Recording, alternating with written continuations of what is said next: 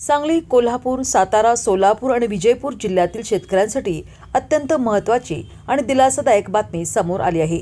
फळे, भाजीपाला, फुले आणि इतर नाशवंत कृषी उत्पादनांची देशातील प्रमुख बाजारपेठांपर्यंत जलद आणि सुरक्षित वाहतूक करण्यासाठी प्रस्तावित मिरज ते दिल्ली किसान रेल सेवेला रेल्वे प्रशासनानं मान्यता दिली आहे.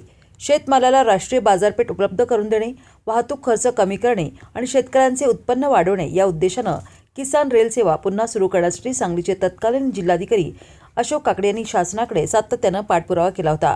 यासाठी कृषी विभाग, रेल्वे प्रशासन, शेतकरी उत्पादक कंपन्या, व्यापारी संघटना तसेच लोकप्रतिनिधी यांच्यासोबत विविध स्तरांवर समन्वय साधण्यात आला.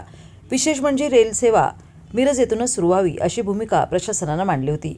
यामागे केवळ रेल्वे सेवा सुरू करण्याचा हेतू नसून मिरज सांगली परिसराला कृषी, लॉजिस्टिक आणि आर्थिक विकासाचं केंद्र म्हणून विकसित करण्याची व्यापक संकल्पना होती. भविष्यात या परिसरात शीतगृहे, पॅक हाऊसेस, वेअरहाऊसिंग, प्रक्रिया उद्योग तसेच वाहतूक आणि रोजगाराच्या नव्या संधी निर्माण होण्याची शक्यता आहे.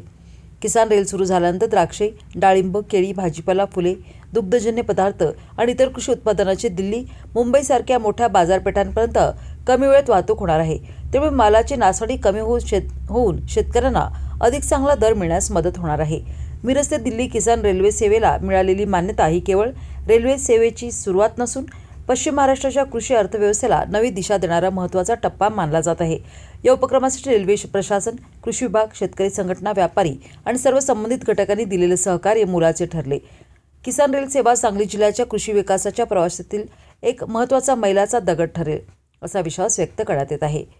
तत्कालीन जिल्हाधिकारी अशोक काकडे यांनी शेतमालाला राष्ट्रीय बाजारपेठ उपलब्ध करून देणे, वाहतूक खर्च कमी करणे आणि शेतकऱ्यांचे उत्पन्न वाढवणे या उद्देशानं किसान रेल्वे सेवा सुरू करण्यासाठी सातत्यानं पाठपुरावा केला. यासाठी कृषी विभाग, रेल्वे प्रशासन, शेतकरी उत्पादक कंपन्या, व्यापारी संघटना आणि लोकप्रतिनिधी यांच्यासोबत व्यापक समन्वय साधला. याचाच फायदा म्हणून केंद्र शासनाने मिरज ते दिल्ली किसान रेल्वे सुरू करण्यास मान्यता दिली आहे.